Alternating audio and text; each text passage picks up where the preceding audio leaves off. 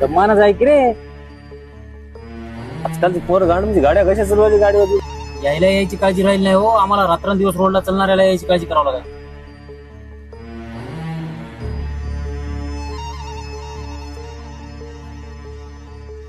आता चालते की बाई. हा कटमावर आता चालते की लई लागलं. उठला उठला.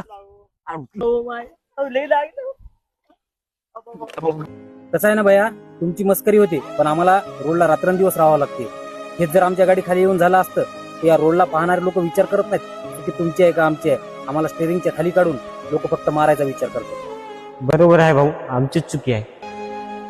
रख रख त्या रानातून थोडं पुढं जाऊ गड्या, पाऊल थकलं नाही गड्या, पाऊल